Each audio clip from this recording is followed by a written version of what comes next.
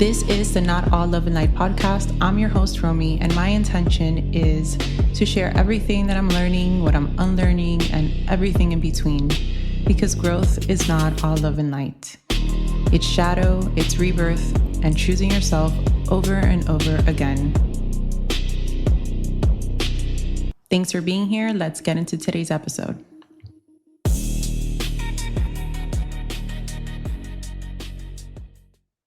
In the last couple of years, I've noticed that a big topic is the nervous system, understanding the nervous system, working with the nervous system, regulating your nervous system. Your nervous system is the communication between your brain and your body. It decides how safe you feel in an environment, whether it's in a conversation, whether it's in a space, whether it's in a relationship. That is what signals your body whether we are safe or unsafe. Every sensation, every impulse, every reaction, everything moves through the nervous system. Its one question is, am I safe right now? What you might not know is that it affects so many things in your life. Not only how safe you feel, but it affects your digestion. It affects your breathing, your muscle tension, your ability to focus, your tolerance to be able to feel close to people, and it affects how you show up in your relationships, including the one with yourself.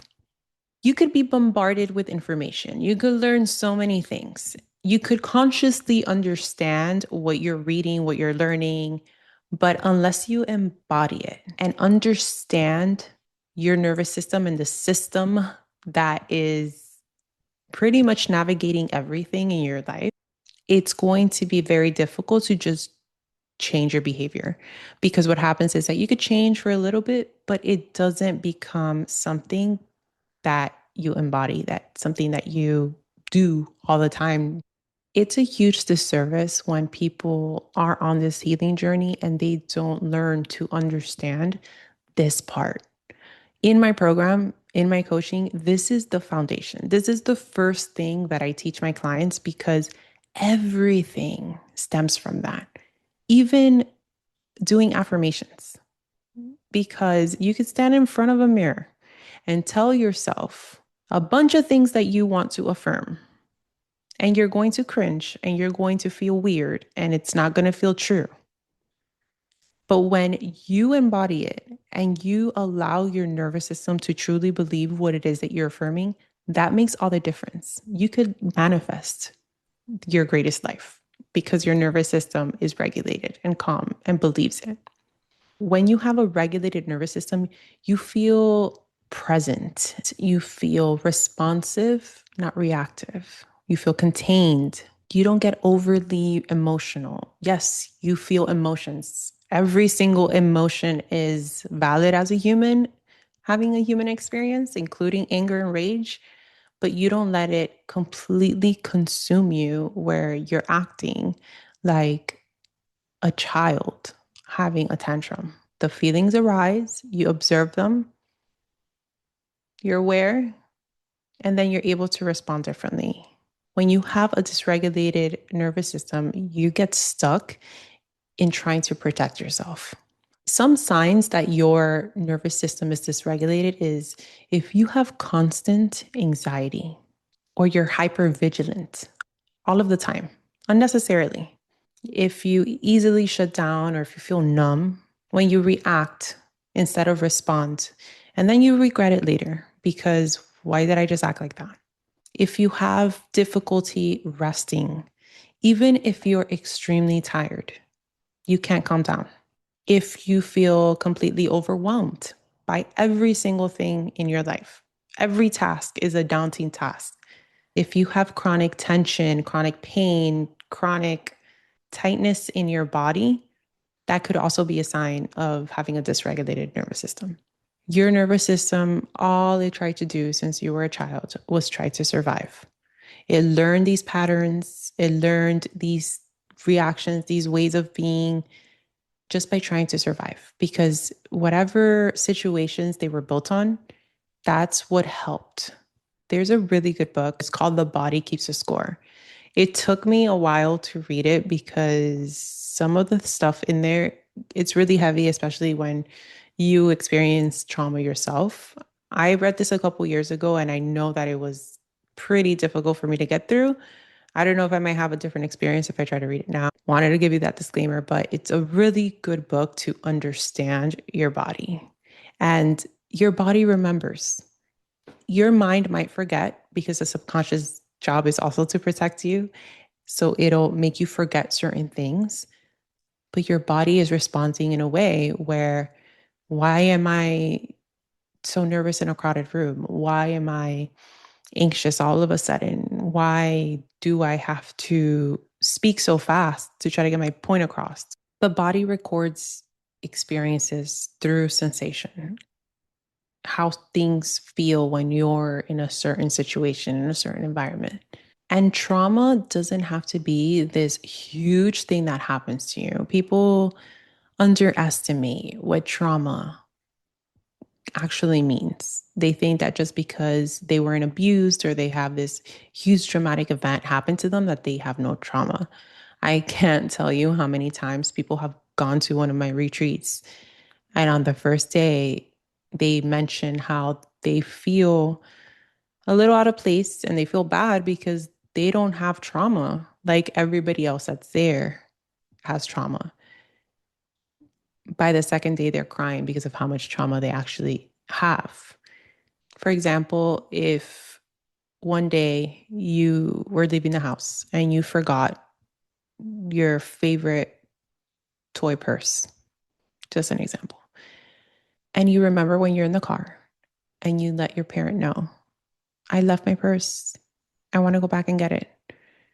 And they tell you that's not important. We're not going back. Get over it. In that moment, your body learns that the sensations and the state that you're in that moment gets recorded in your nervous system. And you might build the belief that you don't matter, your things don't matter, you're unheard, you're unseen, you're not important. It's not this huge dramatic event, but is something that caused some type of trauma response in the body. The nervous system adapts to what it experiences repeatedly. So just think about if you're in situations where you repeatedly get treated a certain way or you repeatedly experience certain things, that is all being recorded in your nervous system. And over time, you start thinking it's just the way you are. It's your personality. You don't understand why you do certain things, why you react a certain way, why your body that you cannot control starts doing things like heart palpitations or you start shaking your leg. You don't understand it, but that's just the way you are. I'm just an anxious person. I'm bad at resting. I can't calm down. I can't meditate. I'm an overthinker. I overthink everything. Those could be nervous system patterns that you could break. Healing happens when the nervous system experiences enough safety, enough consistency, and containment so that what it normally would expect were to happen changes. It almost feels like common sense, right? My responses make a little more sense in these situations. And it comes through that consistency, that safety, and that containment in order for the nervous system to be like, oh, wait, this experience is changing what I believe. And there are certain practices that I teach my clients that I feel have been such a huge part of my own healing journey, and it's helped my clients so much.